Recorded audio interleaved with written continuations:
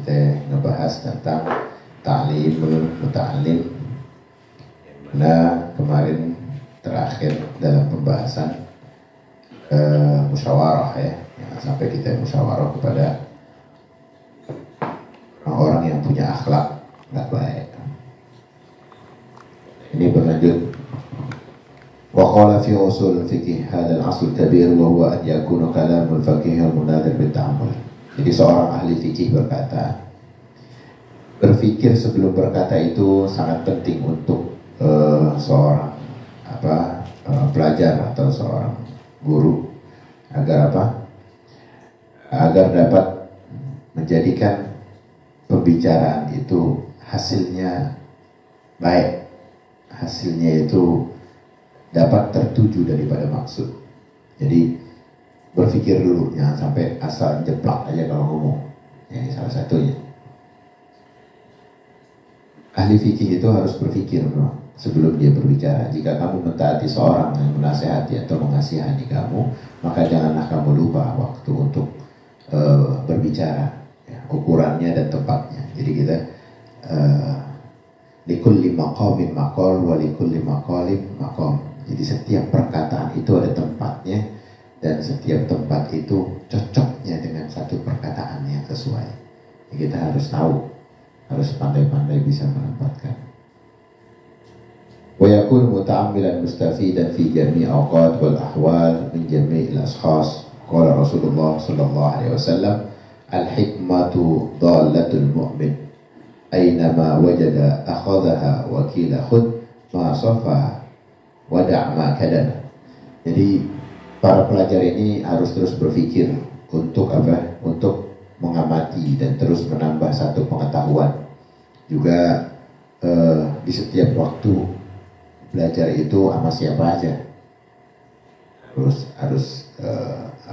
Terus menggali sama siapa aja. Sama statusnya siapapun, kita harus ambil ilmu kalau memang itu manfaat buat kita. Karena Rasulullah SAW pernah bersabda, ya, al-hikmatu dhalatul mu'min. Jadi hikmahnya ilmu itu ibarat barang berharga. Aynama wajada akhadaha. Ya, kalau barang berharga itu bagi seorang mukmin, di mana aja itu tempat itu harus diambil. Ya, barang berharga. Ilmu ibrahnya begitu. Dan berkata apa? Wa qila khudh ma safa wa da' ma kada. Jadi ambil apa yang terang dan tinggalkan apa yang suram. Kalau memang dapat manfaat dari seorang yang kita anggap misalnya hina statusnya, kalau memang manfaat kita ambil. Jangan lihat-lihat dari siapa ini, dari pemulung. Lihat status sosialnya anjlok di bawah, kita nggak mau ambil. Padahal yang dia sampaikan adalah ilmu. Kalau dari orang-orang yang, ya maaf, kalau zaman sekarang tuh banyak orang-orang yang hijrah dalam posisi bekas-bekas jahiliyahnya ada, misalnya mukanya bertato, didikannya bekas banyak tuh, hidungnya banyak. Tapi karena dia hijrah, dia mulai mengkaji ilmu, ilmunya banyak deh. Jangan lihat dari posisi orangnya, tapi siapa yang, apa yang dibicarakan, apa yang dia ucapkan. Kalau memang manfaat, ambil. Karena memang ilmu itu tidak melulu datang dengan orang yang dianggap baik. Bisa jadi memang ada orang bekas-bekas, ya, namun Allah berikan sempurnaan hidayah lalu menjadi ulama. Ada. Wa sami'tu Syekh al-Imam al-Ajal Ustaz Fakhruddin Kashani yaqul kanat jariyah Abi Yusuf rahimahullah ta'ala amanatan 'inda Muhammadin faqala laha hal tahfadina fi hadhihi al-waqt min Abi Yusuf في الفقه شيئا قال لا إلا أنه كان يكرر ويقول سهم الدور. Jadi mu'alif di sini mengatakan, aku pernah mendengar Syekh Fakhruddin Al-Kashani berkata, jadi ada budak perempuan Abu Yusuf dititipkan kepada Syekh Muhammad. Lalu Syekh Muhammad bertanya kepada budak itu, apakah kamu pernah melihat atau kebiasaannya si Yusuf ini berkata, ya, apa yang dia, lalu dia menjawab, tidak kecuali dia mengulang-ulang kalimat bagaimana daur itu gugur. Ya, kalimat ini dihafal oleh Muhammad, padahal masalah daur ini sukar bagi Muhammad. Maka dengan mendengar kalimat tadi itu karena memang sering diulang ya, oleh seorang budak lah dianggapnya ya. Karena sering diulang-ulang, dia jadi ngelihat itu jadi ringan. Jadi kesukarannya itu bisa hilang. Jadi dari situ jelas bahwa menambah faedah atau pengertian yang dapat dilakukan itu dapat diraih oleh siapa saja. Jadi Abu Yusuf pernah ditanya mengenai cara bagaimana ia mendapatkan ilmu. Beliau menjawab, bima adraktal ilm. Qala mastaqaftu minal istifadah wa ma bakhiltu minal ifadah. Jadi aku tak pernah, beliau menjawab, aku tak pernah enggan menambah pengertian atau menambah ilmu, dan juga aku tak pernah keberatan memberikan faedah kepada orang lain. Wa ma bakhiltu minal faedah. Bakhil, jangan bakhil. Aku nggak pernah bakhil, aku nggak pernah pelit sama satu faedah. Kalau dia mau ngambil manfaat, diambil. Kalau dia diperlukan apa yang dia dapat, dikasih. Kita nganggap kan ada orang-orang yang emang kalau lagi ogah ngasih, dia nggak ngasih tahu tuh. Padahal itu ilmu. Jangan dipelit-pelit kita ngasih. Iya.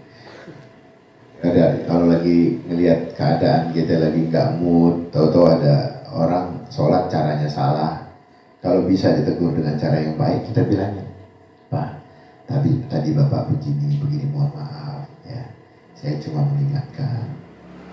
Bilangin, kita jangan pelit sama ilmu. Bisa jadi dia baru banget dia rajin sholat, tapi dia awam sama ilmu. Jangan pelit-pelit, kita kasih tahu dengan cara yang baik. Ya minta maaf dengan cara yang santun. Saya sih bukan orang alim, tapi saya lagi berusaha belajar sama guru fikih ibadah.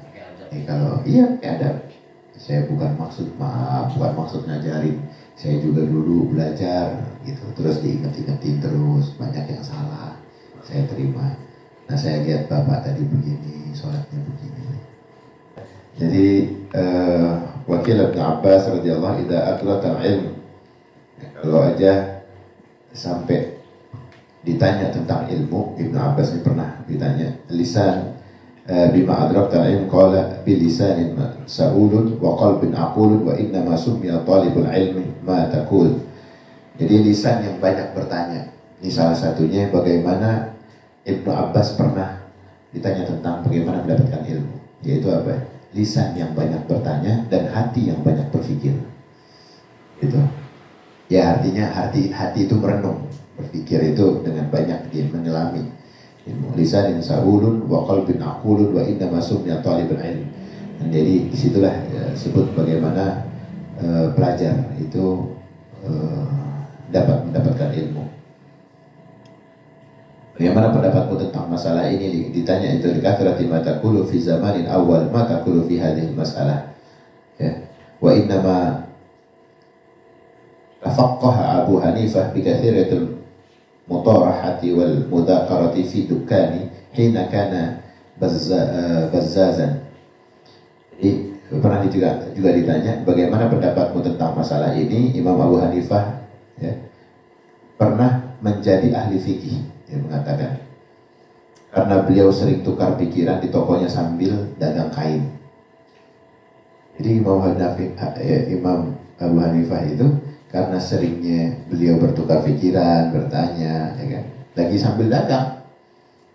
Ini membuktikan bahwa tidak menutup satu amalan, menuntut ilmu itu dalam keadaan apapun.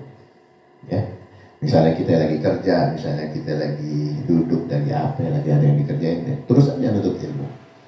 Ini salah satunya. Wabihada يعلم أن تحصيل العلم والفقه يجتمع على كسب وكان أبو حافظ الكبير يكتسب ويكرر العلوم فإن كان لابد لطالب العلم من كسب الفقه وغيره فليكتسب ويكرر ولا يكسب. Jadi dari kisah itu bisa kita ambil kesimpulan, ketahui bahwa mencari ilmu itu bisa sambil kerja, Jadi Imam Abu Hafiz juga mengatakan bekerja sambil mengulang-ulang pelajaran juga itu salah satu menambah hazanah ilmu. Maka apabila keadaan menuntut ilmu dari seorang santri itu bekerja dengan menafkahi keluarganya atau yang lainnya, maka bekerjalah. Tapi apa? Tapi jangan lupa belajar gitu, dalam keadaan apapun. Jangan sampai kemalasan itu menguasai amaliyah kita dalam keseharian. Jadi malas belajar gara-gara apa? Kerja. Mudah-mudahan apa yang kita bahas mendapatkan manfaat. Mudah-mudahan apa yang kita niatkan dalam ilmu juga mendapatkan satu ghirah yang membuat kita menjadi seorang talibul ilmi. Ya. Amin amin ya rabbal alamin.